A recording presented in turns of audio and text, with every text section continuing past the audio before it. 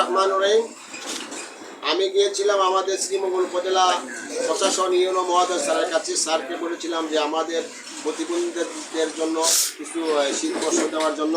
আমরা অনেক কষ্টে আছি। আপনারা জানেন এই যে আমাদের সমাজে প্রতিবন্ধী মানুষরা যারা আছে, উনি একজন শারীরিক প্রতিবন্ধী, উনি একজন শ্বাসকষ্টের মানুষ, উনি একজন দৃষ্টি প্রতিবন্ধী। এই দেখেন আপনারা একজন অটিজম, আপনারা জানেন উনি এই মেয়েটি কিন্তু আসলে কিন্তু খুব অসহায় একজন মহিলা। তার নাম তাবাসসুম।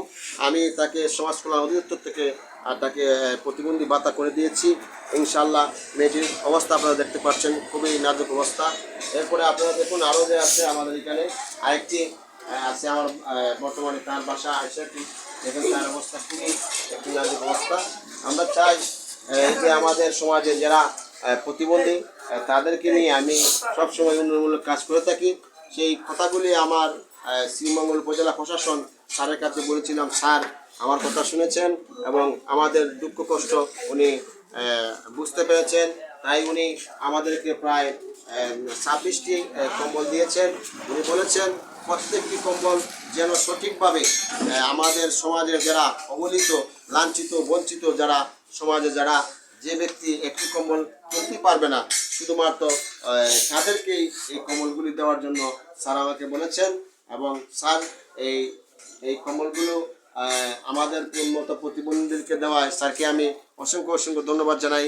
আমাদের প্রতিবন্ধী পক্ষ থেকে আমি স্যারকে আন্তরিক মোবারকবাদ জানাই। এবং আমাদের এই বাংলাদেশের যারা সুশীল সমাজের যারা আমাদের নেতৃবৃন্দরা আছেন, আমাদের সবাই যদি এরকম আমাদের প্রতিবন্ধী ব্যক্তিদের পাশে এসে দাঁড়ান, তাহলে আমাদের সমাজে আর মানুষেরা দুঃখ কষ্ট তাদের থাকবে না। আমরা চাই ইনশাআল্লাহ মানুষের জন্য, জীবনের জন্য।